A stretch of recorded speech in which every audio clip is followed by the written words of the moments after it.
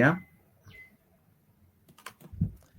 ¿Qué tal? Muy buenas noches. Bienvenidos y bienvenidas a este nuevo episodio de su programa Clase contra Clase. Hoy abordaremos un tema silenciado sistemáticamente por los medios hegemónicos, lo que significa la Nakba, la catástrofe que marcó el inicio de la expulsión masiva del pueblo palestino de sus tierras ya hace más de 70 casi 77 años, tras la creación del Estado, bueno, de Israel, ¿no?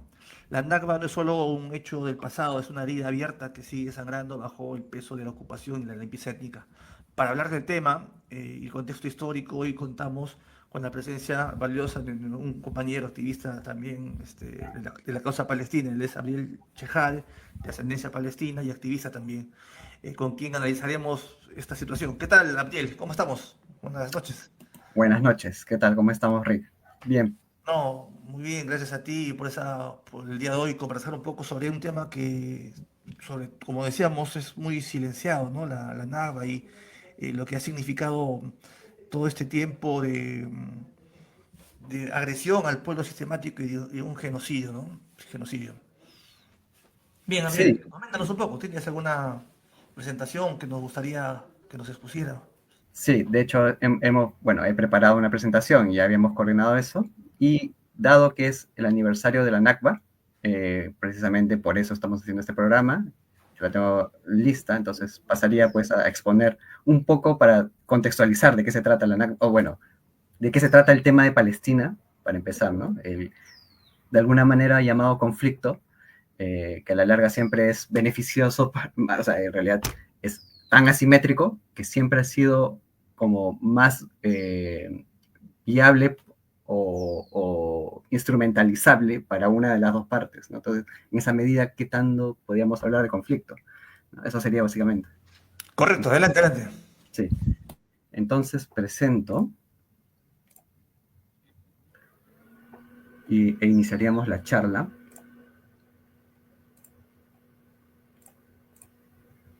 Uh -huh.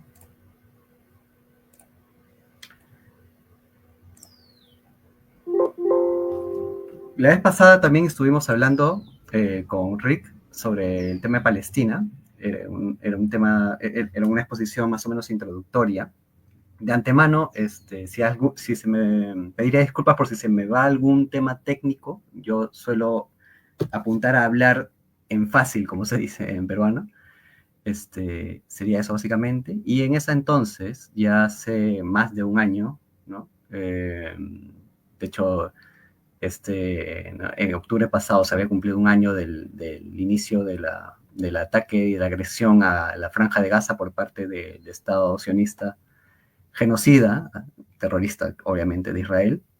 En realidad, la charla la habíamos hecho justo a inicios de esta escalada, digamos, ¿no? De este episodio, un episodio más del drama del pueblo palestino.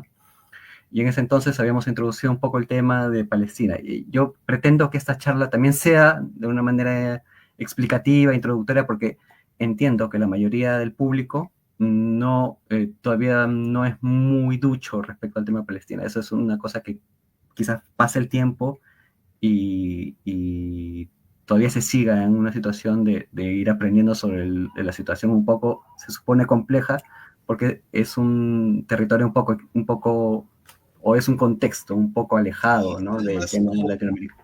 ha ¿Sí? sido muy parcializado hacia Israel. Todas las noticias han sido muy distorsionadas, como tú dices, ¿no? Suelen ser distorsionadas. Entonces, por eso haría esto, pero lo haría de una manera un poco más corta y además enfocándonos, como habíamos quedado con Rick, en el tema de la NAGMA.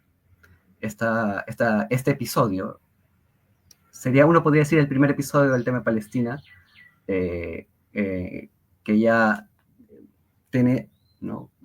Por antigüedad 77 años, ¿no? Justo estamos ya a pocos días de cumplir el 15 de mayo los 77 años de la Nakba. Pero en realidad, si uno se pone a averiguar más acerca del tema de Palestina, uno puede decir que ya es como el tercer o cuarto episodio, porque antes ya había antecedentes del inicio del conflicto de Palestina. Empezaría entonces rápidamente ubicándonos geográficamente dónde queda Palestina, ¿no? En el contexto geográfico, ¿no? Y político de la situación. Ustedes ven aquí la parte que estoy señalando con el mouse, ¿no? Este territorio que es Turquía. Claro. Turquía está muy cerca a Europa, ¿no? De hecho, es un país que tiene ansias o pretensiones de pertenecer a la Unión Europea, de alguna manera, ¿no? Por cosas, por ejemplo, por algunos factores, por ejemplo, el lobby armenio, este es tema de otra situación, de otro diálogo, se le impide, básicamente, ¿no? Entonces, es un territorio, el territorio que dice Palestina-Israel, Israel es la Palestina histórica, todo lo que estoy marcando, ¿no? Que tiene más o menos la extensión de Lima, en estos momentos no recuerdo la extensión de la región de Lima, pero es más o menos esa, ¿no? Si fuese en todo el caso, toda Palestina entraría dentro de la región de Lima. Vemos que está cerca de Europa, también vemos que está cerca de Egipto, que es el inicio de África, y vemos también que está a la entrada de Asia. Entonces, siempre el factor geográfico de ubicación ha sido el principal factor de disputa de los poderes fácticos y los poderes imperialistas o imperiales, ¿no?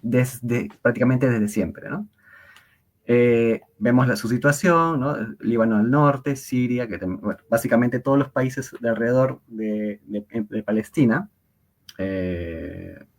prácticamente todos, son países que integran el llamado Oriente Medio, Oriente Cercano, pero todos son territorios con los que podemos entender que son territorios siempre en una disputa o disputa parecida a la de Palestina. Por eso es que siempre se les asocia con conflictos internacionales o geopolíticos, porque la ubicación es el principal, la ubicación geográfica es el principal recurso que está en disputa en estas situaciones, ¿no?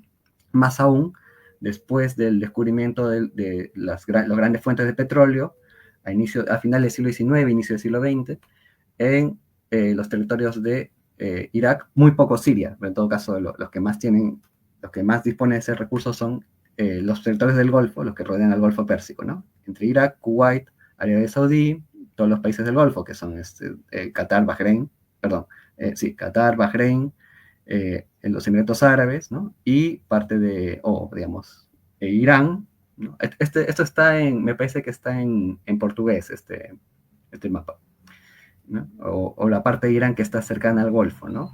Que es Shiraz, ¿no? Esta región, en este momento no me acuerdo, ¿no? Pero básicamente es eso. Y este transporte de petróleo sale del Golfo Pérsico, pasa por el estrecho de Omán, que es el estrecho de Hormuz, perdón, el estrecho de Hormuz que es este de acá, y se distribuye a todo el planeta y va hacia Estados Unidos y Europa por esta parte. Ese es el recorrido más cercano a sus últimos destinos en Europa y en Estados Unidos, que es donde se usa en buena medida, ¿no? Por eso es que es tan determinante en los precios de petróleo la situación geopolítica de la zona. Por eso es que trae siempre tantos problemas. Cada vez que hay un conflicto en esta zona, en este caso, de Palestina con Israel, o con el Estado sionista de Israel, el hecho de que tenga implicancias en la subida y bajada de los precios de petróleo y, por tanto, en la subida y bajada de los precios en general, ¿no? En el mercado internacional. Siempre hay este tema de Yemen hasta el momento, ¿no? Hay esta situación hoy en día de diálogo para el fin de estos impases entre Estados Unidos y Yemen, entre Estados Unidos y los países cercanos a Palestina, ¿no? Entre Estados Unidos, Líbano, Siria, y sobre todo con Irán, ¿no? Que es una de las potencias regionales, la principal potencia regional opuesta a la agenda o los planes imperialistas de la OTAN y de Estados Unidos, básicamente, ¿no? Hay todo este background que nos puede siempre contextualizar y siempre hay que tenerlo en cuenta cada vez que hablamos del tema de Palestina o buscamos noticias sobre el tema de Palestina. Esta es una línea de tiempo que la vez pasada también presenté, un poco para situarnos, la voy a repasar de manera lo más rápida posible. Antes del primer congreso sionista ya había habido el inicio del movimiento sionista, este movimiento que todos ya conocemos, estamos un poco más familiarizados, no como era la situación, imagino, de la mayoría de personas que nos ven hace más de un año, en el 2023. El sionismo ya era un movimiento con pretensiones supremacistas y protocolonialistas, ¿no? Si es que no ya directamente colonialistas desde antes del primer Congreso Sionista del 97, pero en el primer Congreso Sionista del 97 se determina ya el plan final político, ¿no? Del sionismo. Y entre 1897 y la Primera Guerra Mundial ya se había establecido algunos indicios de este plan de colonialismo, ¿no? Como son el Acuerdo Sykes-Picot, ¿no?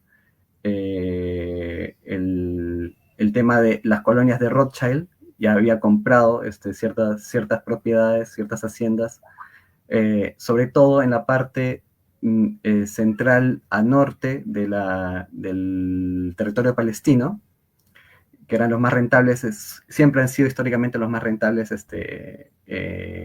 como fuente de recurso agropecuario, sobre todo agrícola, ¿no? Está el tema de la Primera Guerra Mundial, que determina el fin del dominio otomano, el fin oficial del dominio otomano en Palestina, y el inicio del mandato británico de Palestina, entre el 18 y el 45, 48, el tema de la Segunda Guerra Mundial también otorga algunos factores en el hecho de que aparece mucho más en los medios de comunicación, ¿no? Todo lo que ya sabemos, ¿no? El tema del Holocausto, la muerte de personas en la Segunda Guerra Mundial, ¿no? Y el usufructo del sionismo de esa tragedia, ¿no? Cuando en su época hay indicios, noticias de que los sionistas hicieron poco o nada para ayudar a los judíos de Europa en esa tragedia, después se hacen los abanderados de representantes supuestamente del judaísmo, de la comunidad judía en Europa y en el mundo, a partir de la Segunda Guerra Mundial, ¿no?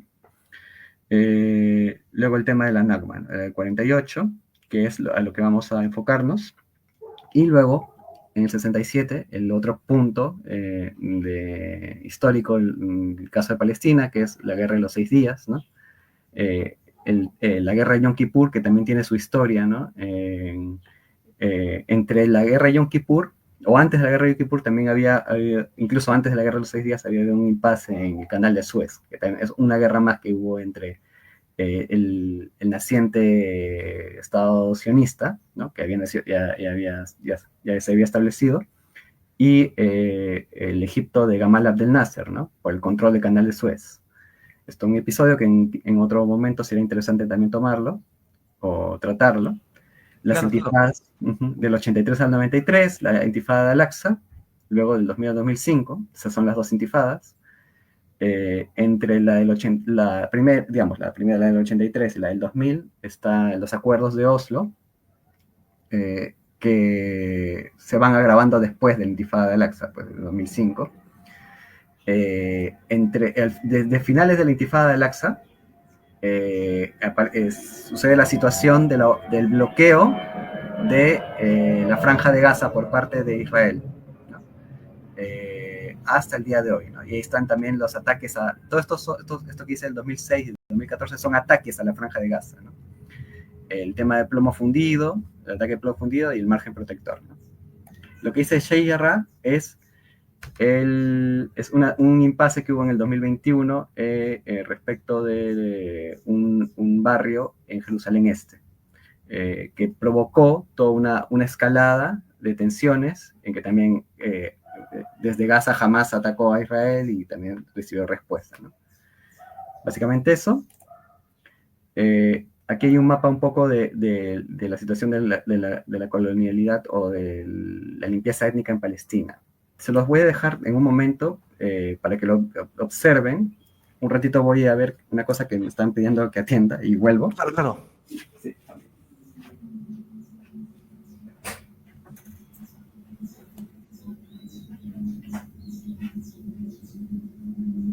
Bueno, ahí se aprecia el mapa de Palestina, como en los últimos, ha ido cambiando, ¿no?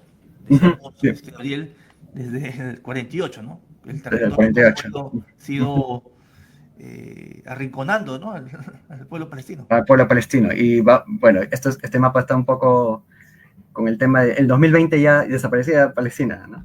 Diríamos en el 2030, el 2040, justo he marcado ahí la guerra del 48, el inicio de la Nakba, y la de los 6 días, la de 67. Hasta antes de la Nakba uno puede observar que ya había habido un inicio de la colonización sionista en Palestina, ¿no? Las primeras colonias palestinas, como digo, pero las primeras colonias sionistas en Palestina, como digo, en la primera mitad del siglo XX, se colocaban principalmente en las zonas más de mayores recursos hídricos y agropecuarios, ¿no? Que es la costa y las alturas de Galilea. Uno le empieza a ver las manchitas de las primeras colonias sionistas. Los colonos. Los colonias sionistas, ¿no? Principalmente inmigrantes de Europa, ¿no? Hasta el 48 empezaron también a traer forzosamente inmigrantes de otros, o sea, inmigrantes judíos o de identidad judía, digamos, ¿no? Los sionistas empezaron a sufrir a inmigrantes de identidad judía, ya no solo de Europa, sino de otras partes del mundo, ¿no? Principalmente de los países árabes, ¿no? De habla árabe, del norte de África y de Oriente Próximo.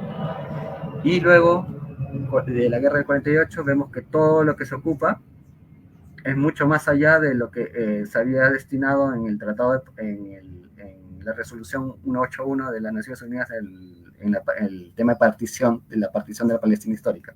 Era lo que está, las líneas punteadas. Las líneas punteadas corresponden al tratado, al plan de la ONU. Y vemos que, ¿no? El sionismo busca abarcar mucho más ya desde el inicio que lo que se le había asignado oficialmente por la ONU. ¿No? Ahí es cuando surge los límites que conocemos, ¿no? O que más o menos conocemos, de lo que después sería Cisjordania y la Franja de Gaza. La guerra de los 6 días está en esta parte. En esa parte, correcto. Ya. Sí, la guerra de 1967. Después de la guerra de 1967 se ocupa totalmente el territorio de Palestina, ¿no? Y se le asigna los bantustanes, digamos, a los palestinos en las partes del norte, esta parte norte, el Jericó, esta partecita de acá, y estas partes del sur de Cisjordania, incluidas las ciudades principales, o digamos, las ciudades de principal población palestina en esta zona, ¿no? Hebrón para el lado del sur, Nablus, Jenin, Tulkarem, Calquilia, que están para este lado de acá, Ramala, Jerusalén está justo en el centro, y al sur está Belén también, ¿no? Y la Franja de Gaza es también totalmente ocupada en la guerra del 67 por una cuestión de ciertos acuerdos con respecto a la autoridad palestina en el 2006, es que se desocupa la Franja de Gaza, pero como gana Hamas en el 2006... Sí, eso te iba a consultar, ¿no? De la raíz de la victoria de Hamas, creo que sí, también claro. Han avanzado Israel.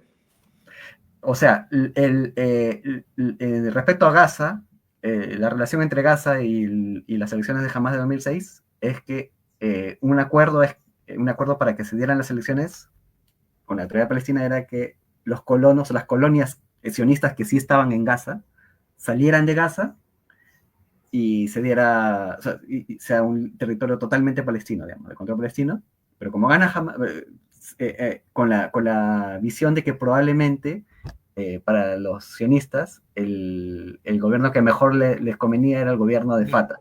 Al-Fatah, ¿no? Sí. El Fatah, pero gana Hamas, no les conviene. Entonces, la respuesta a eso es el bloqueo de la Franja de Gaza. Eso es lo que sucede. Ahí es, porque gana Hamas, empieza el bloqueo de Gaza. Ese es el tema. Fue un episodio un poco complicado en ese entonces, ¿no? En el 2006, el 2008 se completa. Escribí un artículo así sobre esto, solo quería consultar, ¿no? La historia sí, de... Así es. Mohammad Abbas se llamaba, creo, ¿Cómo dices? Mohammad Abbas creo que se llamaba el de... Ya, no. Hamas, no. sí, algo así. Sí, bueno, el principal líder o el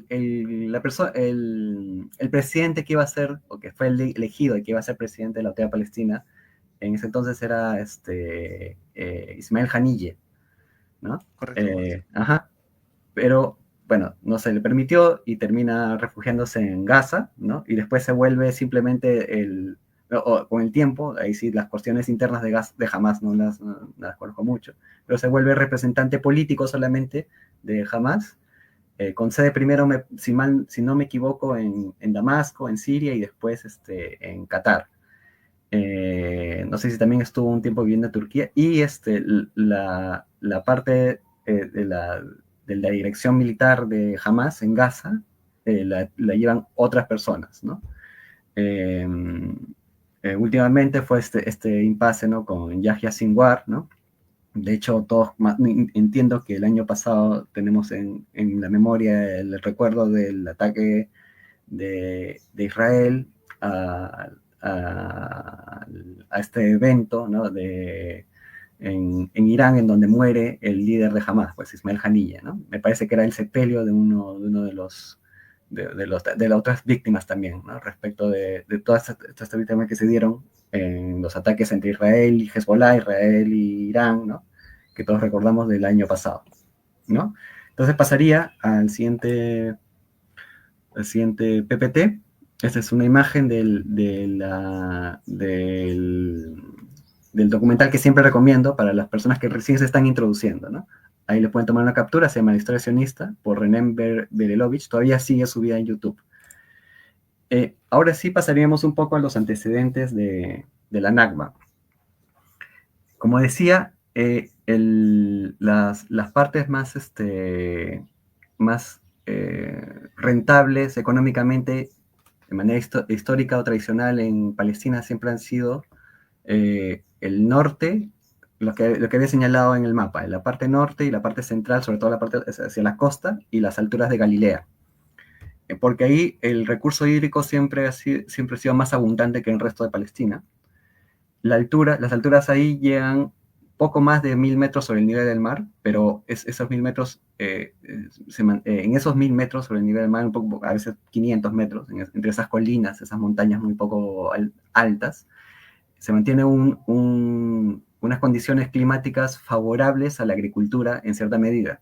Pero igualmente, de manera histórica, también hay que cruzar ese dato con el hecho de que también el comercio internacional ha sido importante en esta zona precisamente por la ubicación. Es decir, ya decía que yo ya les dije en un inicio que el recurso de la ubicación territorial siempre ha sido el principal capital, diríamos, ¿no?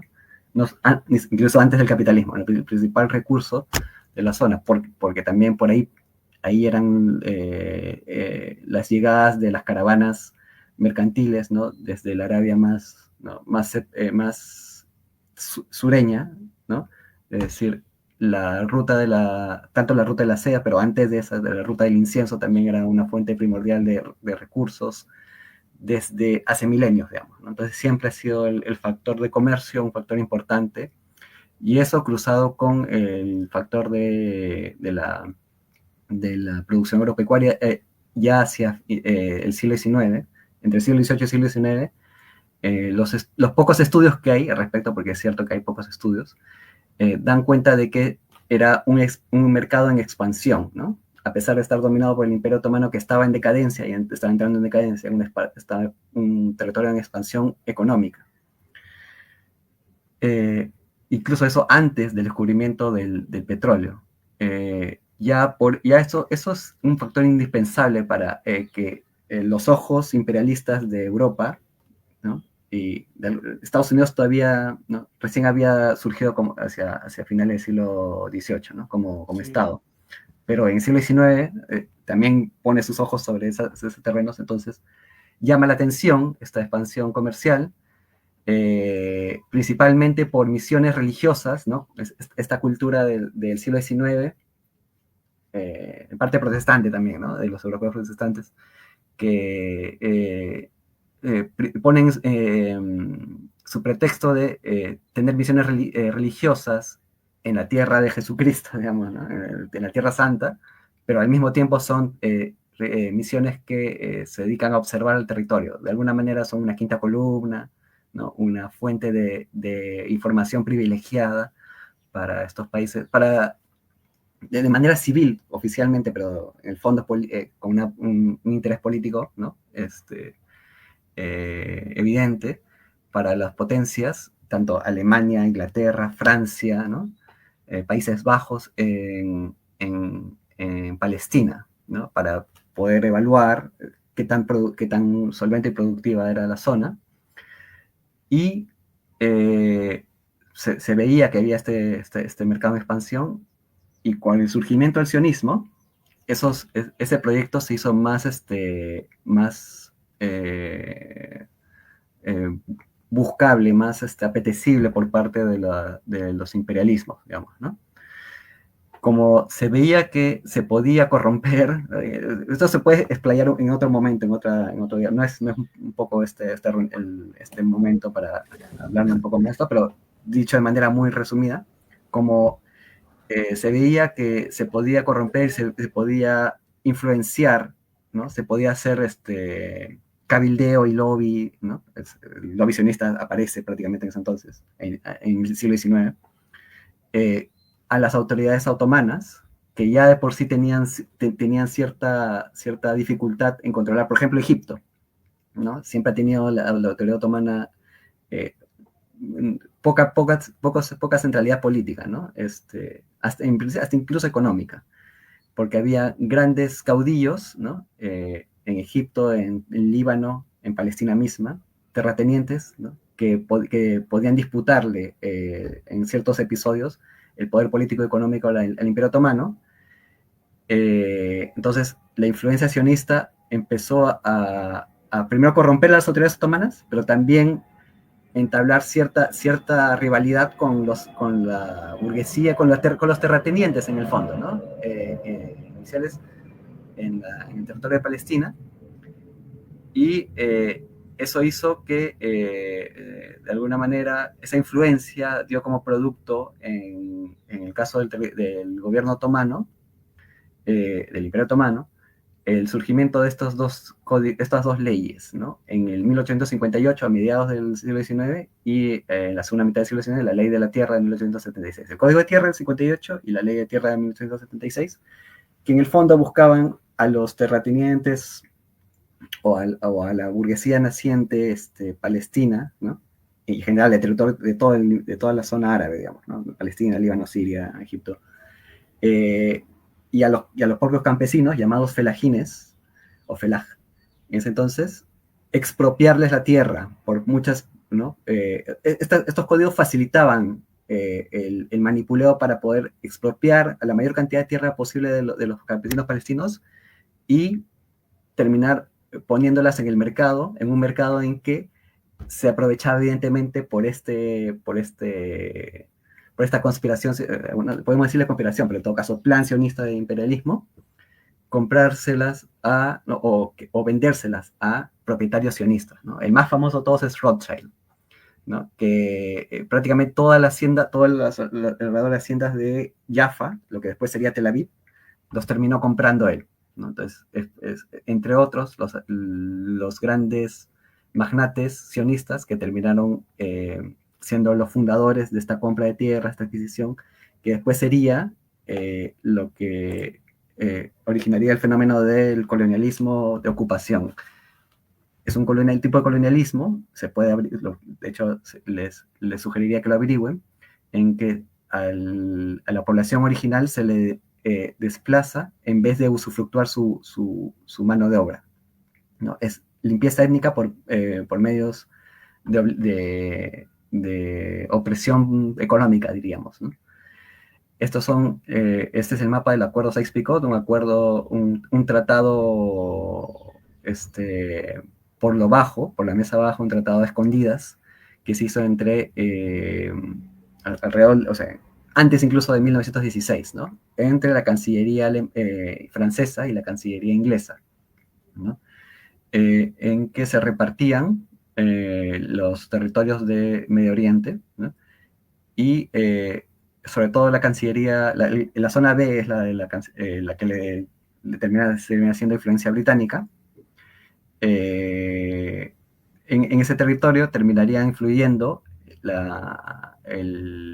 las redes o el lobby sionista, ¿no? Para hacer este plan que les había indicado, ¿no? siempre la primera alianza de los sionistas fue con el Imperio Británico porque sabían que era el que terminaba, según este tratado Sykes-Picot, el que estaba determinado a controlar directamente sobre Palestina, ¿no? Para que esto se les vehiculizara el plan de un Estado sionista en la Palestina histórica, ¿no? Siempre había esa primera alianza del sionismo del siglo XX ya, con la corona británica y después con Estados Unidos, ¿no? Eso ya después de la Segunda Guerra Mundial. Básicamente estos son los antecedentes. Ahora pasaría directamente a hablarles de la Nakba, pero antes quería recomendarles aquí están los links de los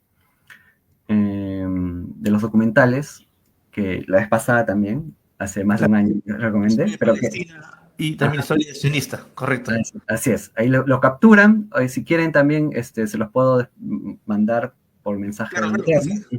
que Sí, son sí. los dos documentales que yo siempre sugiero a las personas que están introduciéndose. Y hay muchos más documentales, películas, de hecho, el último es el más conocido, imagino, para muchos, que es No Other Land, el que Claro, ganó la el película Oscar. de Ajá. Estado, sí, ¿no? Sí, sí. Entonces, hay muy, muy buen material. Aquí tengo también listas de materiales audiovisuales sobre Palestina. Y Correcto. yo diría que hay para diferentes públicos, ¿no? Para el público que ya está más introducido, para el público experto y para el público que recién está introduciendo, yo recomendaría estos dos, ¿no? El del mapa de Sebas, que está subido a YouTube, y el de la historia sionista que les he dicho.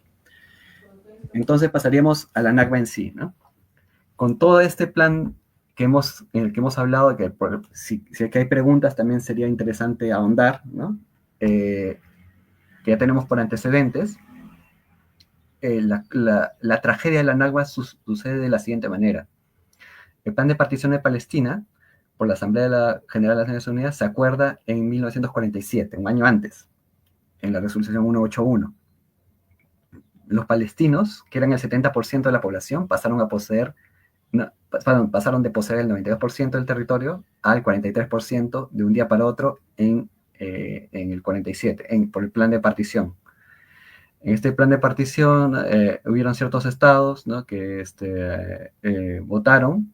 Antes del plan de partición, había la alternativa de que se había esgrimido en las discusiones en la ONU, de que pudieras una solución posible para el tema de Palestina, una solución oficial, pues, porque en realidad, ya, como hemos hablado, ya todo se estaba acordando por lo bajo, ¿no? Todo se estaba acordando por influencia imperialista, pero oficialmente se esgrimía también la opción de un Estado federado de dos pueblos, ¿no? Uno puede decir, claro, quizás más adelante podemos hablar en otra reunión más sobre lo que entendemos por pueblo judío, ¿no? Todos sabemos que hay pueblo palestino, que es un pueblo histórico, ¿no? Pero lo que pasa es que la identidad judía también era parte de la identidad palestina, por ejemplo, ¿no? Pero también, entonces, ¿qué es lo judío? ¿No? También era parte de Europa, pero ¿qué es lo judío? La manera, en la modernidad, la mejor manera para no entrar en confusiones, de entender lo judío es como una religión, como una comunidad religiosa, ¿no? Cultural religiosa, pero sobre todo religiosa, ¿no? No como un pueblo, porque en realidad uno ve la situación o tiene contacto con judíos hoy en día y se da cuenta que son una diversidad de pueblos y de etnias, ¿no? ¿Cómo puede decirse que eso es un solo pueblo, ¿no? Pueden puede que, ¿no?, haya alguna mezcla histórica entre uno de ellos, pero es una diversidad, no se puede hablar de un pueblo, pero ellos pretenden ser un solo pueblo, ¿no? Eh, Dicho esto, pues, en este caso, el verdadero pueblo palestino, en esta situación, el Estado federado. El Estado iba a ser un Estado federado entre dos pueblos. Pero esa opción se perdió. De alguna manera las votaciones impulsaron más a la solución de la partición de dos pueblos, ¿no? Dos estados, la partición de dos estados. Y esta partición, no recuerdo bien si Estados, bueno, supongo que sí, ¿no? Ahí sí me faltaría un poco más meterme al estudio.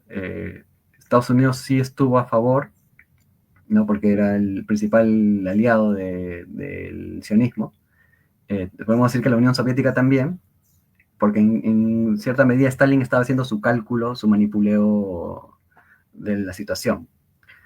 No le salió mal porque él pretendía que el nuevo Estado de Israel, digamos, el Estado sionista, sea parte del eje de Moscú, digamos, ¿no? En esta partición Del lado post, rita soviética, algo así. así es, ajá, post Segunda Guerra Mundial, Mm. pero no se daba cuenta que ya la influencia sionista era tal en las organizaciones, tanto de izquierda como de derecha dentro de Israel, ¿no? Que en realidad se iban a aprovechar de su voto, ¿no? En mi opinión, ¿no? Con todo lo que se puede decir de Stalin, ¿no? A favor y en contra de Stalin, ¿no? Yo pienso que sí, él es el que ganó la Segunda Guerra Mundial, pero ahí yo creo que fue un tonto útil del sionismo, básicamente, ¿no? Como les dije, este pueblo palestino que termina poseyendo 43% del territorio de un día para otro, en realidad en el 48, en la misma Nakba, termina poseyendo menos en todo, incluso del 43%, cerca del 30% en estos territorios acotados de Cisjordania y la Franja de Gaza, como hemos visto, como hemos podido observar en los mapas que les he mostrado arriba, ¿no? Los sionistas proclaman el Estado de Israel en mayo, el 15 de mayo de 1948, hace 77 años prácticamente, pero desde 2 meses antes, o 3 meses antes, febrero, marzo, hasta 4,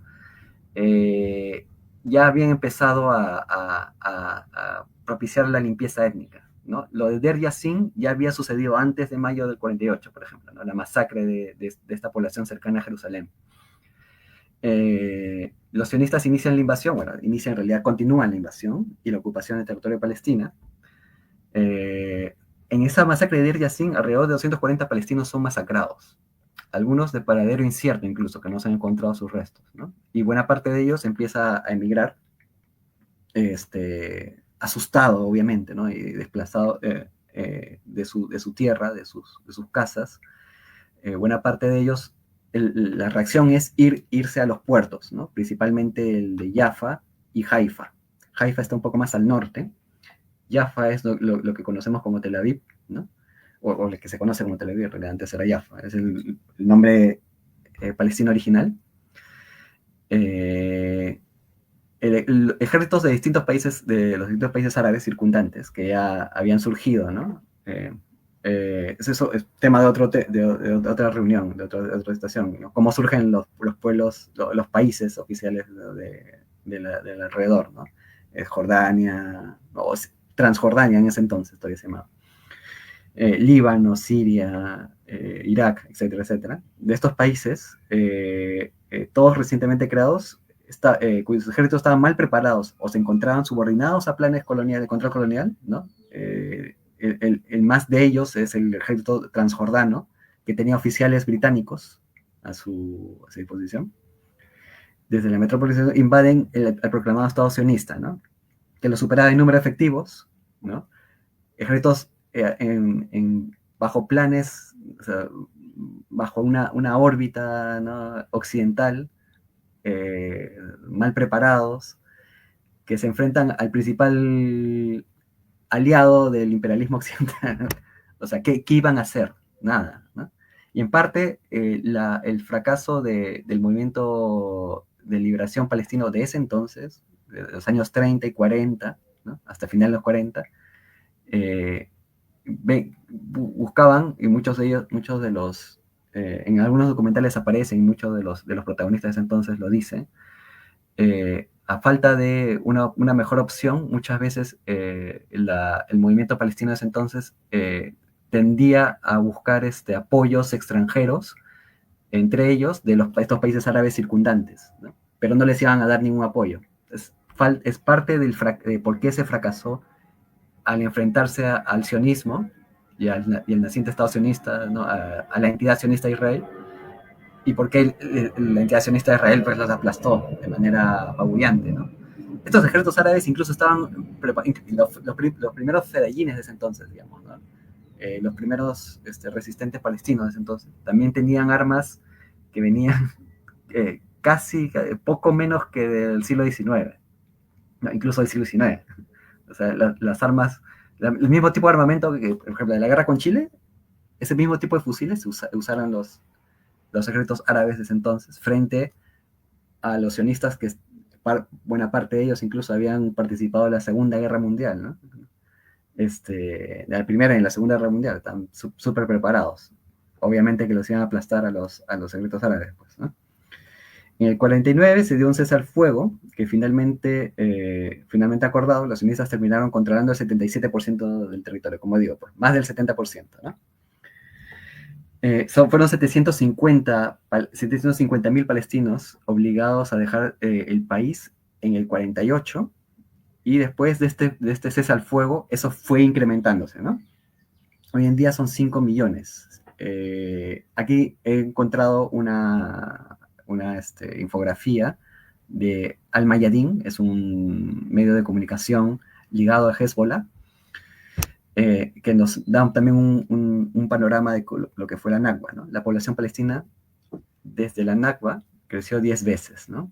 Pero es cómo creció, ¿no? Entonces la fuente que usa Al-Mayadin es la Oficina Palestina de Estadística. La población palestina total después de la Nakba, de 48, la guerra de junio de 47, es de 14.63 millones en todo el mundo, ¿no? Hacia finales del 2023, ¿no? En el Estado de Palestina hay 5.55 millones, ¿no? En los países árabes 6.56 millones, ¿no? Buena parte de ellos refugiados, incluso llegan a 6 ya en el 2023, ¿no? De los 750.000 iniciales, llegan ya hasta 6 millones, pero también hay refugiados dentro del territorio, ¿no?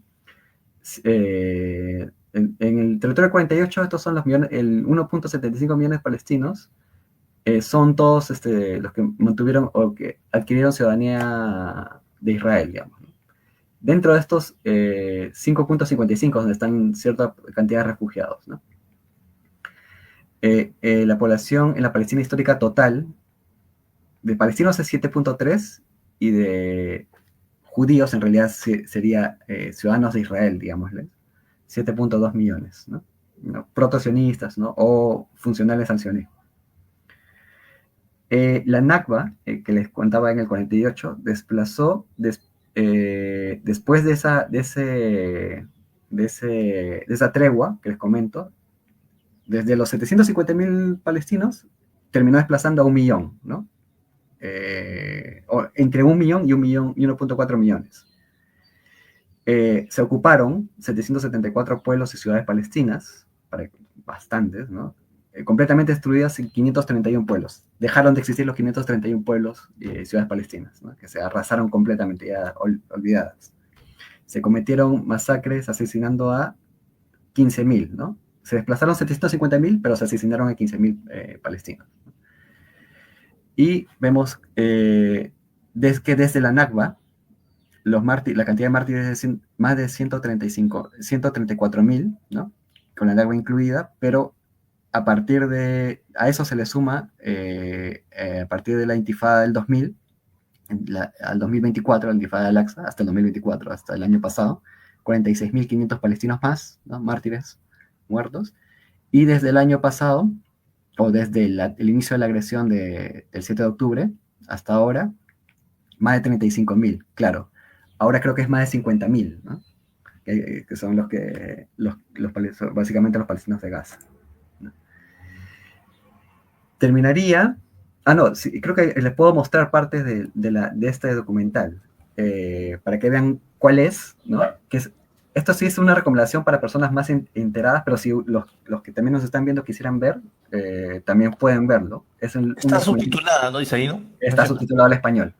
Al-Nakba Movie, o el documental de la Nakba, es un documental que publicó Al Jazeera en 1997. Este es el link de la primera parte, pero también está subida la segunda parte subtitulada al español. Yo lo tengo ya descargado desde hace años. Se los voy a mostrar. Quizás se escuche, para que vean cuál es y sepan, ¿no?, identificarlo. Solamente un pedacito y parte de la mitad por ahí, para que vean. ¿No? Quiero que vean el inicio solamente del documental, ¿no? Como el intro, digamos, el opening.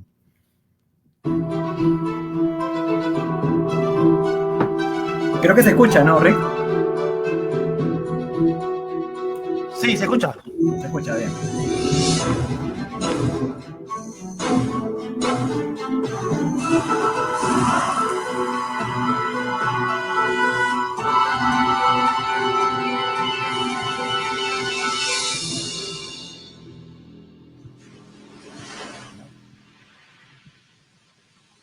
Ahí empieza a hablar sobre incluso desde Napoleón. La tragedia palestina no es local, ¿no? Porque es una injusta amenaza a la paz mundial. Historiador británico.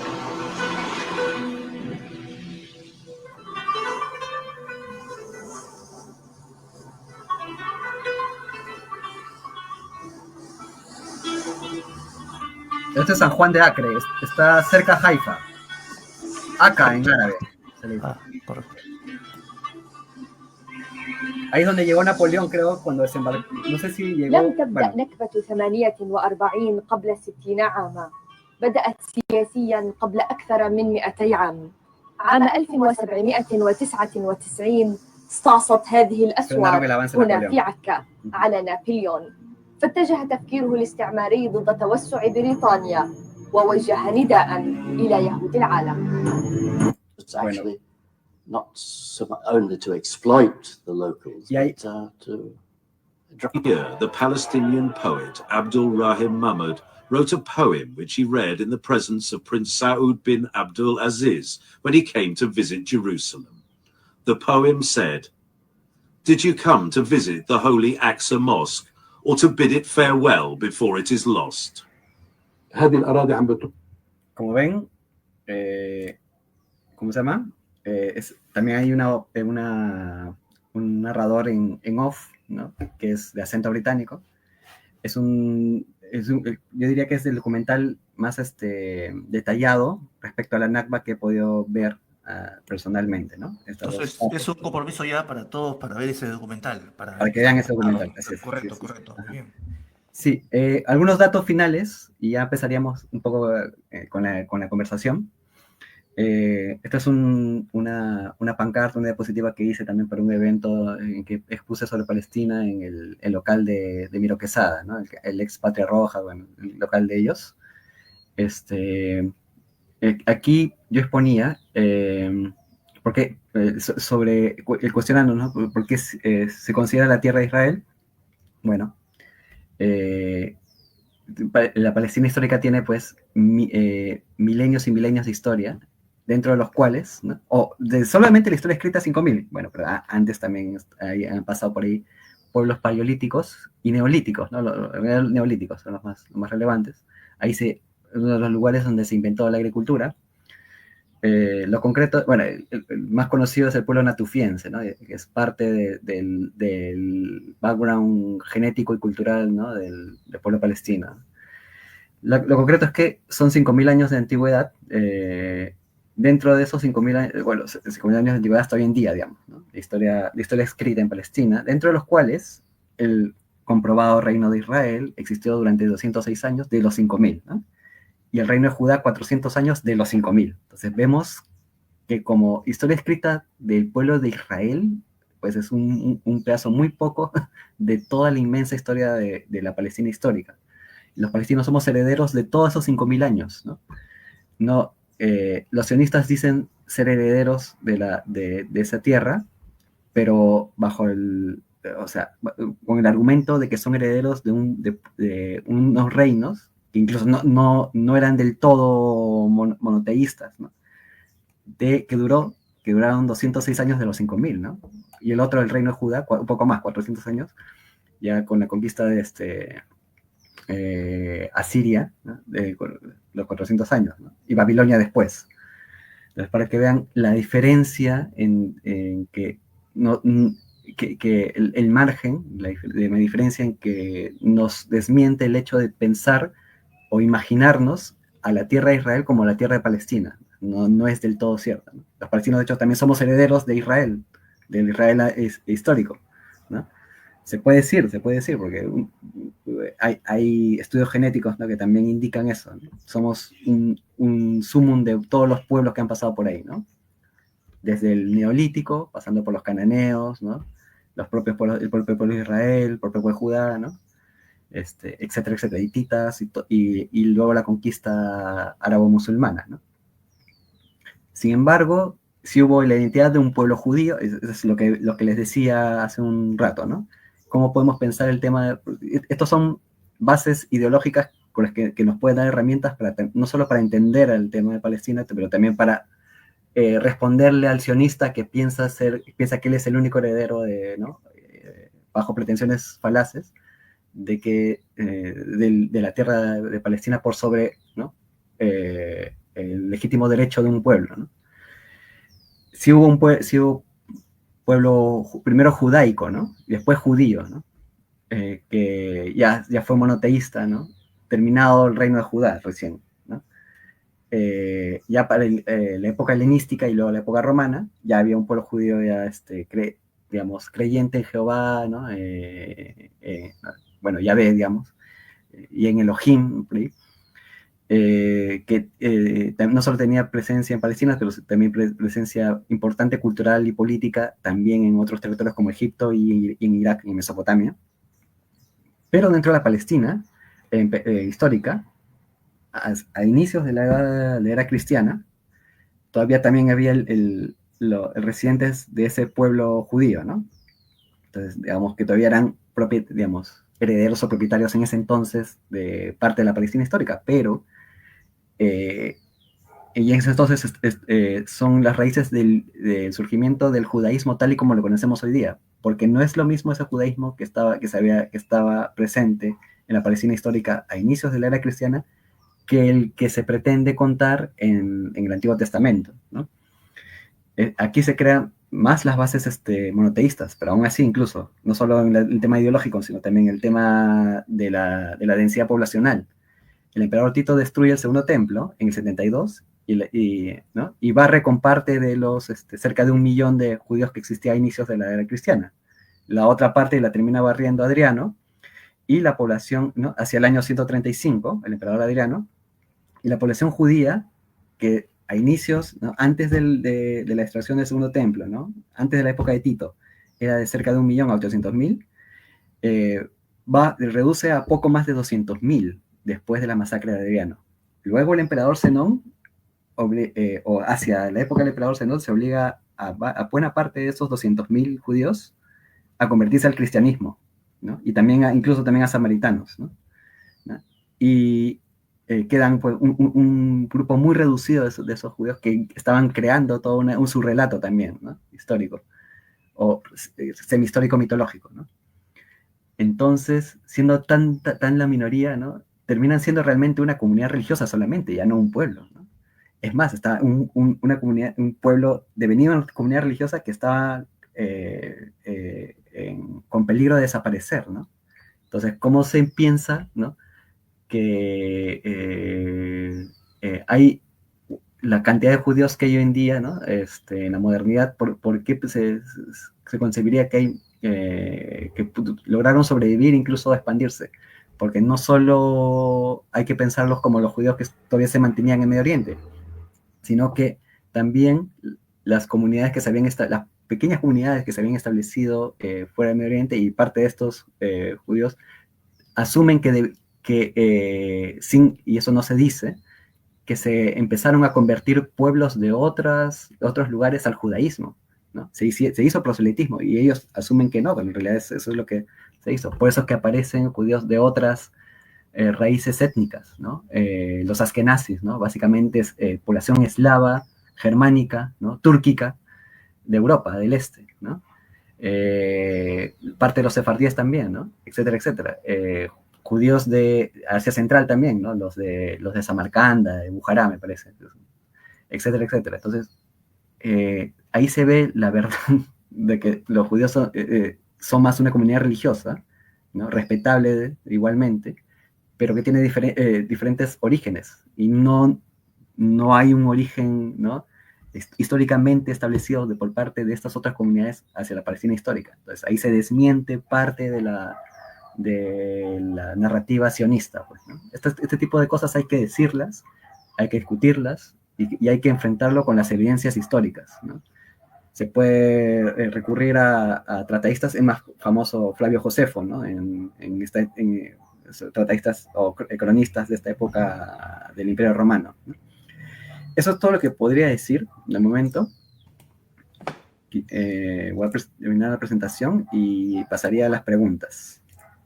Bueno, te agradezco bastante porque esta exposición de alguna manera nos apertura, ¿no? Un tanto desconocido sobre lo que vive el pueblo palestino, ¿no? Y el genocidio que se ha venido implementando desde que surgió Israel. Ahora, yo te consulto, ¿no? Bueno, para algo que se me viene a la mente, ¿no? ¿Cuál es tu opinión sobre el acuerdo de Oslo? Sí. El papel de, tal vez, bueno, Yasser Arafat jugó un papel importante, ¿no? En Palestina, ¿no? Sin embargo, hay algunas voces pues, que consideran de que muy lejos de ser una medida en favor de Palestina, los terminó arrinconando. ¿Qué opinas sobre eso? Yo soy de esa misma opinión. Cuando empecé yo a averiguar el tema de Palestina hacia finales de los 2000, ¿no? Yo había tenido ciertas noticias, ¿no? Por cuestiones de familia y todo esto. Pero también por mis inquietudes contraculturales, ¿no? Contestatarias, Claro. También, ¿no? Y eso fue pues, a finales de 2000, o mediados 2000, a finales de 2000, ya se había implementado el acuerdo de Oslo, ¿no? Desde el 2000, 2001. Ya había pasado, justo la segunda intifada también fue parte también de mi despertar sobre el tema de Palestina, recuerdo, ¿no? En ese entonces era un adolescente. Y siempre en esa segunda intifada se veían las facciones que estaban contra el acuerdo de Oslo y por qué estaban contra el acuerdo de Oslo, entre ellas pues parte del Frente Popular para la Liberación de Palestina, ¿no? Una organización marxista-leninista. El Frente Democrático, que son maoístas, también estaban, ¿no? En eso. Parte de Fatah, la parte democrática, una parte de una decisión de Fatah, ¿no? Creo que se les conocía como Tanzim. De ahí, la figura más reconocida de ellos es Marwan Barghouti, que está preso bajo condena de cadena perpetua. Creo que es eso, sí, o sea, no se le permite salir en una prisión israelí. Y él es el principal, es considerado el Nelson Mandela palestino. Es la persona que todos los palestinos de la Palestina histórica votarían por él para ser presidente, ¿no? Pero a falta de, pues, hay un vacío en la política palestina. Todos estos personajes, ¿no? El propio Mahmoud Darwish, todos conocemos, ¿no? El gran poeta, el principal poeta nacional palestino, el entrañable y conocido Edward Said, ¿no? La figura del académico estudioso del tema del orientalismo, de Palestina, ¿no? Que a veces yo he citado muchas veces también, ¿no? en algunos diálogos, en algunas exposiciones. Todos estos personajes estuvieron contra el acuerdo de Oslo, contra los resultados del acuerdo de Oslo. ¿Por qué? Porque en sí era un maquillaje que la autoridad palestina hizo para preservar sus privilegios, en pocas palabras, ¿no? Con la pretensión de poner fin supuestamente a un conflicto. Vemos que no lo hizo. Todos veían que ese era el pretexto, ¿no? Ahora, bajo el acuerdo de Oslo también se reconocía a Israel como Estado, ¿no? ¿Es así? Porque era sí, la autoridad palestina reconocía a Israel como... Sí. Entonces, sí. Eso era algo que iba pues contra la tradición, ¿no? El pueblo, inclusive Sí. Incluso de manera concreta también consagraba una segunda repartición muy a menos escala del control de Cisjordania y la Franja de Gaza. Inclusive permitió la militarización de lo poco que queda de Palestina, ¿no? Palestina quedó militarizado. Se repartía en diferentes áreas, ¿no? Área A, área B y área C, sí, bajo ocupación. Claro, el área C, ¿no? Había un área, el área C, A, B y C, una área era control total, o es en realidad, ¿no? Control total palestino, el otro es control total dentro de Cisjordania, y el otro es un control compartido, ¿no? En que la práctica no es porque, o sea, Palestina no está en la capacidad de controlar nada, pues no tiene ni siquiera ejército, no tiene nada, ¿no?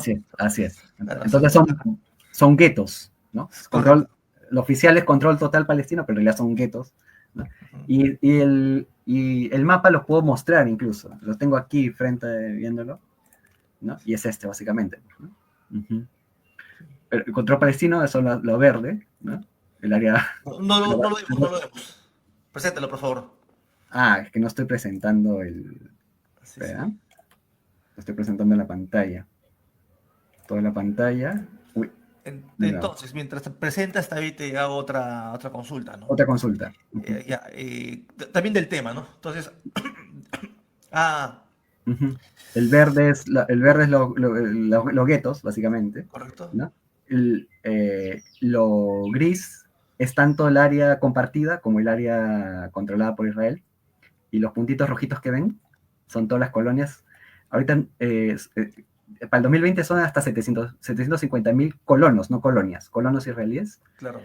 Viviendo en al menos 150 asentamientos, o sea, las colonias, los puntos rojitos 250, pero eso ha ido aumentando desde el 2020, obviamente. Pues, ¿no? Sí, sigue. Sí, te quería decir que al respecto. Entonces, lo que se ha quedado demostrado, claro, en mi opinión, y no sé si la compartirás, es de que la política de los estados ha fracasado.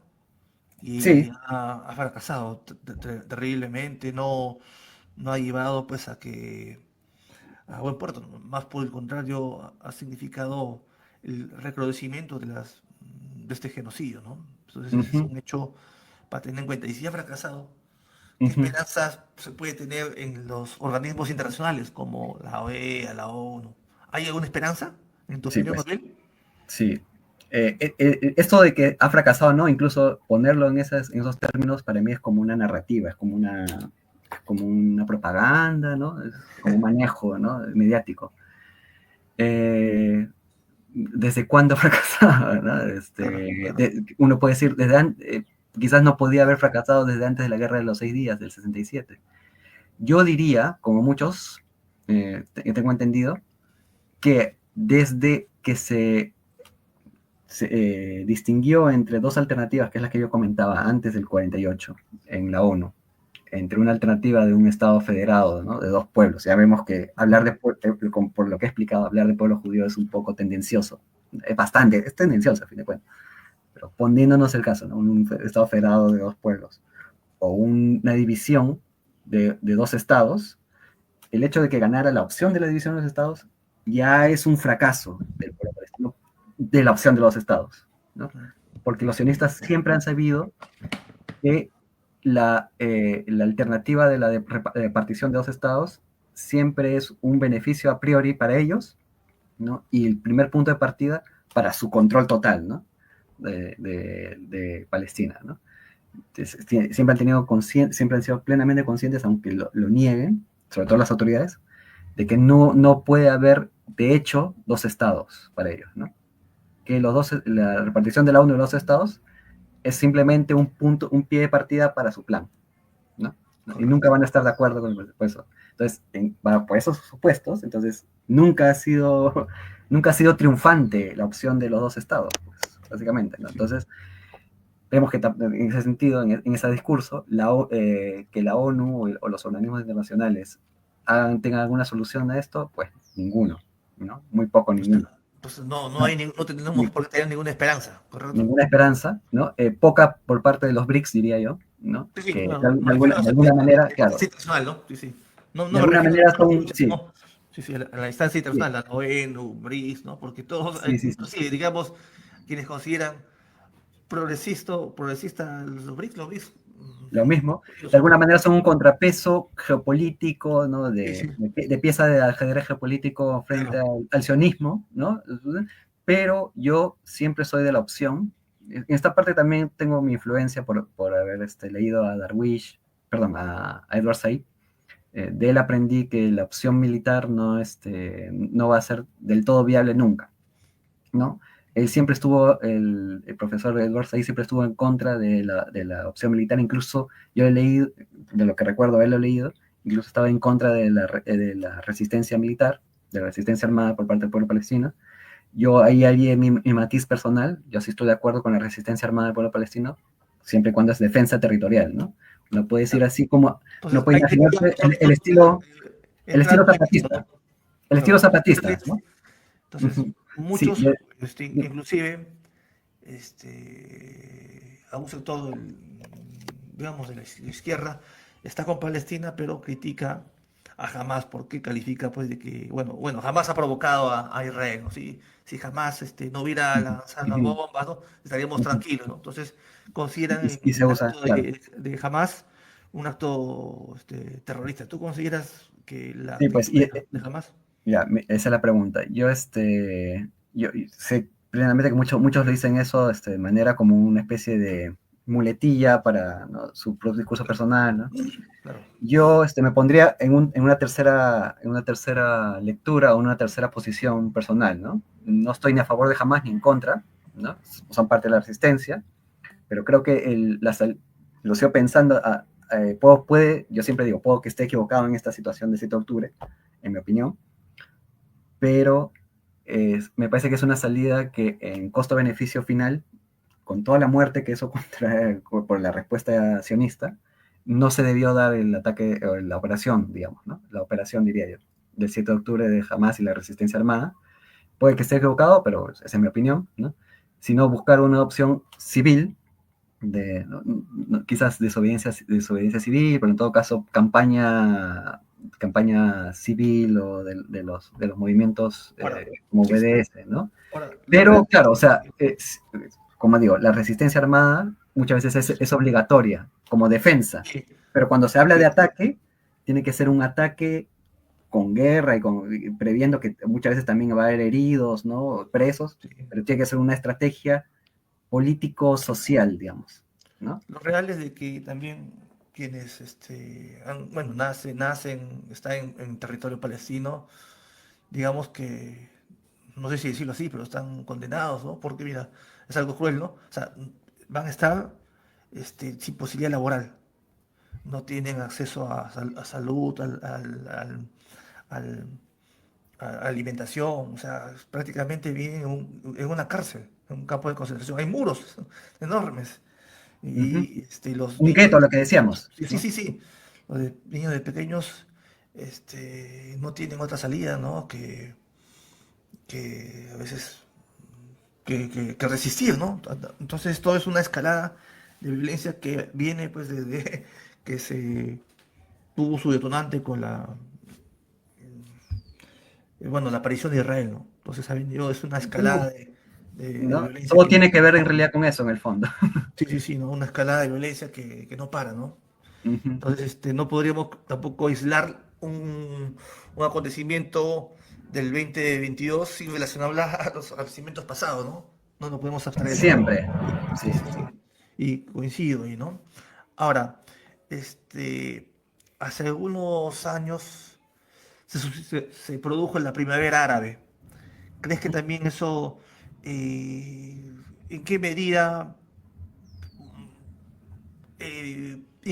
tal vez influenció o tal vez debilitó al pueblo palestino? ¿Cómo tú lo analizas? Uh-huh. Yo recuerdo haberme comprado un par de latas de cerveza cuando se declaró el fin del régimen de Hosni Mubarak en Egipto. No, claro. Sí, lo celebré acá, no me aproveché nunca, pero y sí, yo estuve como emocionado de alguna manera con el tema de la primera era en el 2011, ¿no?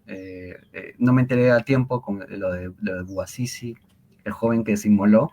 Nadie se acuerda de esa historia, pues, pero bueno, en Túnez, y que provocó la llama de toda la primera era y todo. Me parecía, en sí también eso habría que conectarlo.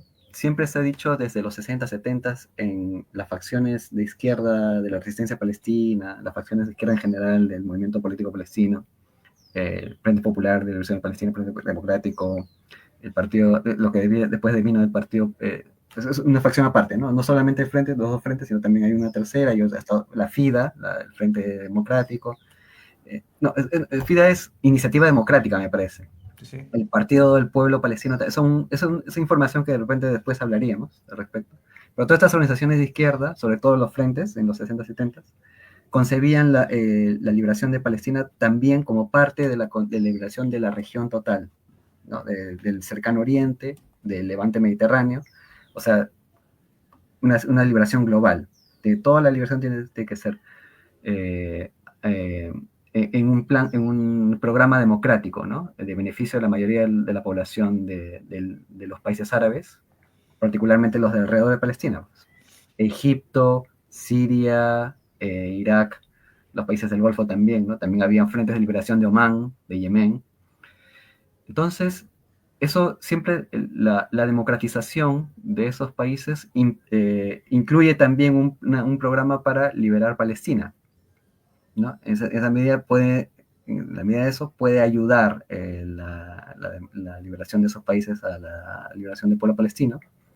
Sin embargo, con lo poco que he averiguado respecto a la primavera árabe a posteriori, habría que ver las implicancias de los fracasos democráticos de Egipto, de Siria, el más evidente, del Líbano, ¿no? Que después hubo nuevos movimientos en Líbano. Dicho sea de paso, la represión fue saludada por muchos organizaciones de izquierda, ¿no? Porque consideraban de que la primavera árabe era reaccionario, ¿no? Y todo, como tú me dices en un momento, lo ven en un aspecto geopolítico, ¿no? O sea, no se ve como un aspecto de liberación de las masas, sino la geopolítica. Geopolítica, sí, ¿no?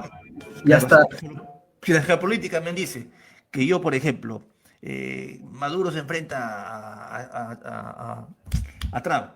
A mí así no me importa lo que haga Maduro, la geopolítica me indica que tengo que estar con Maduro. O sea, no se ve un aspecto mucho mayor. Creo que eso tal vez ha fortalecido, bueno, ha sido un golpe, ¿no? Tal vez, ¿no? Y ya para los sectores. Ahora, pero eso no implica pues de que no va a haber más adelante una escalada en la zona de Medio Oriente, ¿no? Pero incluso sí, apreciaciones conspiranoicas, conspirativas, ¿no? Si le podríamos llamar así, ¿no? Que también puede haber algo de eso. De hecho, por ahí siempre he visto documentales, ¿no? Como la influencia de los capitales y los recursos monetarios de los países del Golfo en las organizaciones terroristas, takfiríes, ¿no? Islamistas, ¿no? Que son en realidad la quinta columna de ellos, que son sus proxies, ¿no? Que son su manera de infiltrarse en estos contextos, ¿no? De liberación o de democracia en Siria, en Irak, etcétera, etcétera, ¿no? Entonces, sí, hay un factor de eso que da a fracasar, ¿no? Hace perder las iniciativas democráticas de esos países, y muchas veces eso es lo que más se ve incluso desde las organizaciones de izquierda que dices tú, ¿no? Para analizar el tema se recurre más a eso, y no a la capacidad de los propios pueblos, ¿no? De poder liberarse. Claro, ¿no? Sería es un tema interesante. A mí, como te digo, me hace falta tiempo para averiguar. No, he encontrado monografías y algunos documentos que hablan sobre el factor de izquierda y trabajador en las primaveras árabes, particularmente Egipto, ¿no? Que es el país más numeroso de la región. Ahora, ¿cuál es la dinámica que está teniendo la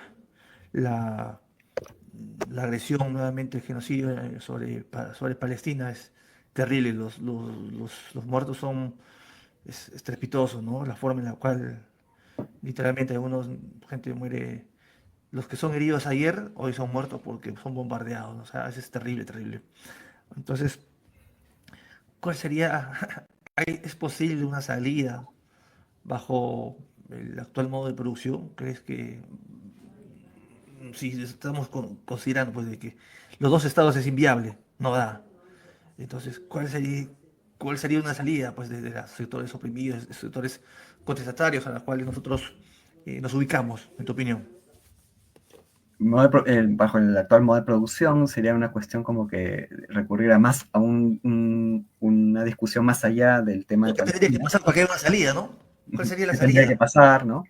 Hay que enfocarlo al tema lo más político posible, ¿no? Vemos que el imperialismo siempre va a recurrir a cualquier facción, ideología posible, ¿no? Entonces, para preservarse, ¿no? Vemos que también el principal factor es un factor, a fin de cuentas, nos llama la geopolítica, ¿no? Para resolver esto, ¿no? El boicot al capitalismo es la principal herramienta si lo relacionamos con una estrategia, ¿no? De izquierdas, digamos, ¿no? Sería ese. Y yo siempre pondría, que es a lo que siempre quiero apuntar, incluso quise apuntar al inicio de esta posición, a la iniciativa civil, la iniciativa social. La estrategia del boicot, desinversión y sanciones nos puede dar cierta esperanza. De hecho, ha resultado en algún momento de la década de los 2010, ¿no? En la reducción de beneficio de algunas empresas que apoyaban a Israel, ¿no? Hay datos, ahorita no los manejo en la memoria, pero hay datos al respecto. Entonces, si no se puede tener todas las esperanzas en la salida armada, en la salida de liberación armada, no solamente como resistencia, si no se puede poner todas las esperanzas en la salida de los gobiernos particulares en la diplomacia, incluso menos en la ONU, ¿no? La única iniciativa que nos queda, y eso también un poco mi herencia de Edward Said, él también decía eso, es la salida del boicot, desinversión y sanciones, la salida civil, la salida, ¿no? Yo soy un tanto pesimista. Yo creo que bajo el actual sistema que vivimos no va a haber... No nos permite el boicot, desinversión y sanciones. Eso sucede porque no tenemos el plan totalmente claro, ¿no? Sí. Y eso es más, ¿cómo se llama? Diríamos error, pero en todo caso fracaso nosotros, ¿no? Sí. Y no tenemos la capacidad de organización de todo, ¿no? Congeniar a todas las organizaciones en estrategias realmente que golpeen de manera contundente, ¿no? Todos los plazones. La campaña creo que si nos enfocamos va a tener un rebote, ¿no? Magnífico. Sí, pero eso tiene que alimentar a futuro a una meta en que cuando se haga plantones, ¿no? De presión directa, ¿no? Con señales, tiene que hacerse todo en todos los países que tengan embajada de Israel al mismo momento, en la misma hora, ¿no? A la misma hora, independientemente del uso horario de cada uno de las embajadas, pues, al mismo momento, ¿no? O si se boicotea una empresa, todos de manera coordinada. Eso tiene que ser la salida. Esa es mi opinión. Yo te voy a contar que al respecto sí soy un tanto... Bajo la actual sociedad en la cual vivimos, no creo que eso sea posible, ¿no? Hay que hacerlo, eso implica que no lo hagamos, hay que hacerlo. No, claro, pero eso es un error nuestro. Creo que de antemano, claro, de antemano podemos poner eso como un pretexto. Puede ser razonable. Todavía no me deja cuál es mi salida. Claro. No, yo creo que mi salida creo que pasa por el socialismo. Ahorita no, bajo la sí, pero claro. No vamos a... Claro, eso te digo, implica que no luchemos, hay que luchar, hay que movilizarnos, hay que salir. Sí, pero te digo, o sea, yo también, ¿no? Hago apuesta por el socialismo, ¿no? Pero claro, poniéndolo en la situación, colocándolo así como la salida del socialismo, de hecho, Palestina tendría que terminar siendo un país socialista, digamos, ¿no? Pero poniéndolo así simplemente es un objetivo colocado que termina siendo a largo plazo. Entonces, está bien, ese es. Pero ¿cuál es la estrategia entre ahorita y hay que hacer campañas, esto es parte de una campaña internacional de concientización, de movilización, claro.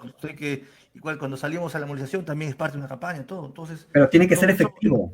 Pero tiene que ser efectivo. Y incluso habría que discutirlo, porque la meta de acá a 50 años es una Palestina socialista o una Palestina de democracia liberal.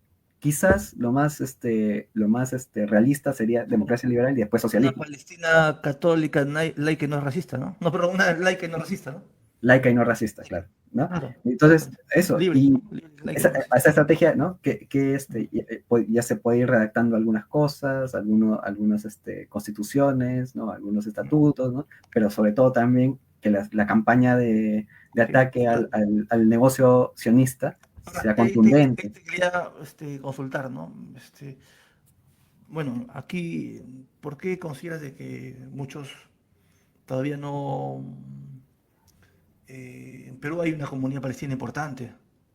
Pero relativamente importante, relativamente sí, importante. pero ¿por qué no ha tenido mucho eco, ¿no? Entonces, Sí, o porque digamos, tal vez en las universidades no se toca mucho el aspecto. Yo a veces veo como un tanto de, no vamos, no sé, tal vez desilusión, un poco de, porque en mi tiempo de estudiantil yo no era internacionalista, ¿no? Yo, bueno, lo sigo siendo, pero yo no soy estudiante.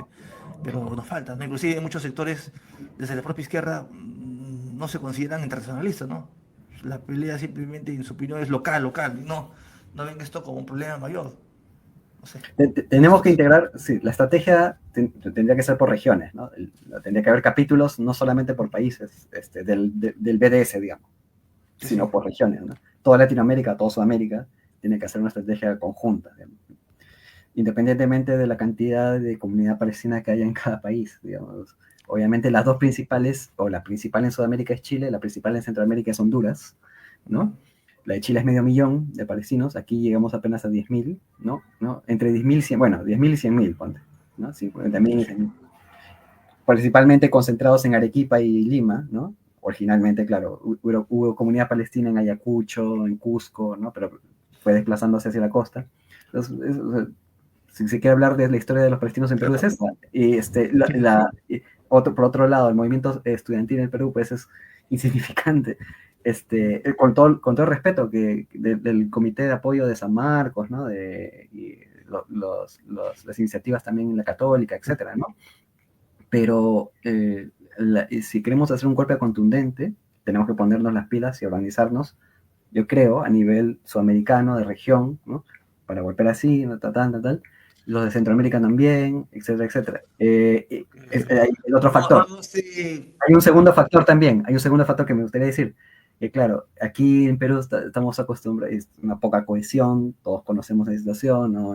Apenas, a veces, no sé si el paro del 14 va a ser contundente, espero que sí, parece que sí, pero muchas veces solamente vemos nuestra manera de sobrevivir al día a día, no tenemos, pero eso hay que superarlo, hay que dejar eso de costado, hay que ver cómo, y hacer un trabajo conjunto entre nosotros primero, porque a veces también la lucha palestina en Lima está bastante fragmentada entre nosotros y con otros países de Latinoamérica, ¿no? En conjunto. Sí. Eso es lo que yo pensaría. No, sí, yo pienso que desde ya, bueno, no tengo ninguna vinculación con Palestina, ¿no? Salvo pues que defiendo la vida, ¿no? Y lo que está sucediendo allá es un genocidio bárbaro, ¿no? Entonces eso me motiva a mí a estar con el pueblo palestino. Y bueno, y la única salida en la cual me pidieron triunfe, claro, el socialismo, pero la solidaridad internacional, ¿no? La solidaridad creo que va en primer lugar a arrinconar y que esto pare, ¿no? Pero Nuestra tarea es hacer que esa solidaridad sea eficiente. correcto, ¿no? correcto. Entonces tenemos que multiplicarla, ¿no? Hay una tarea que tenemos y hay que hacerla, ¿no? Es una tarea titánica porque como tú verás se está pues contra un monstruo de tantas cabezas, inclusive, ¿no? Que tiene mucho poder. Entonces nosotros tenemos que salir en defensa, lo que hemos dicho, no es la defensa de la vida, ¿no? Lo que está pasando es un genocidio. Y bien, no sé, un comentario tal vez que se nos está yendo, Ariel. ¿Cómo dices? ¿Un comentario final? Algún comentario, no sé, tal vez se me va algo, no sé, que podríamos... No, pucha, Palestina libre del río hasta el mar, ¿no? Aunque no lo veamos, hoy y siempre, lo que yo puse en nuestro grupo, soy parte del grupo Breve de Formación Marxista, aprovecho para el cherry, tenemos nuestro Instagram, y nuestro TikTok, y nuestro canal de YouTube, y nuestro canal de WhatsApp, los 4 canales que tenemos, y ahí lo puse, ¿no? A pesar de, muchos de nosotros hemos llorado varias veces, ¿no? Por lo que vemos en Gaza y todo. Pero más allá de eso, de lamentarnos también, lamentarnos y enojarnos, ¿no? Hay que hacer productiva esa ira que concentramos, digamos, ¿no? Que tenemos lo más eficiente. O sea, básicamente eso, además de proletarios del mundo unidos, también, personas del mundo unidas para pues, la unidad. ¿no? Ese es mi mensaje final. Sí, yo te agradezco, Abril, por esta conversación, que estoy seguro que hay muchos elementos más, ¿no? Yo deseo, cuando conversamos hace creo, un año, Más de un año ya. Más de un año. No sé, debe ser ya... Decíamos, ¿no? Yo quisiera no hablar más de Palestina, más de genocidio, ¿no? Porque esto es terrible, ¿no? Es lo que tú deseabas, pero yo también, ¿no? Pero tal como están las cosas, pues nos toca una larga marcha todavía. Sí, y tenemos que en esa medida resistir y estar pues con el pueblo palestino, ¿no? De manera incondicional, ¿no? Bien, Abril, yo te agradezco bastante, yo te quiero comprometer para una siguiente ocasión Claro. en la cual podamos discutir, hay temas que tal vez están quedando, también para compartir los documentales que están, ¿no? Que nos van a ayudar tal vez a muchos eh, ingresar a conocer la problemática y otros a profundizar sobre el tema, ¿no? Entonces nos va a ayudar bastante para esto. Estamos cerca a conmemorar la Nakba y una tarea es defender a Palestina como por defensa de la vida y desde arriba hasta el mar, Palestina libertad. Libertad, así es. Agradezco el espacio de Rick, ustedes, clase contra clase, ya me dirás el colectivo al cual pertenecen, luego lo transmitiremos esto, saludos a todos los compañeros y en la medida de lo posible los esperamos, los que puedan ir, ¿no? Un saludo también al colectivo BDS, a los amigos, a los hermanos BDS, también. un saludo a los compañeros de BDS, Palestina Libre, los compañeros de Palestina Libre, Voluntarios por Palestina, todos los demás colectivos, saludos a la compañera, la paisana Irene Abugataz y a toda la comitiva de la Federación Palestina de Perú que ha sido recientemente elegida. Sí. Y en la medida en que puedan, compañeros, esperamos en las 2 marchas que se han convocado por parte de la CENUL y organizaciones adscritas, organizaciones amigas, el 15 de mayo, justo el jueves, perdón, a las 4:30 o 4 de la tarde en el Parque Washington para una marcha por la Nakba. Y también hay otra convocatoria, el 17, de los Voluntarios por Palestina, en el mismo lugar a las 4 de la tarde, y esta sí tiene recorrido ya definido desde el Parque Washington también, hacia la Embajada de Israel en el Parque Aptado en San Isidro. Los esperamos. Yo voy a estar en la del 17, la del 15 no va a poder ir. Bien, muchas gracias, Gabriel. Hasta luego. Listo. Muchas gracias. Muchas gracias. Hasta luego.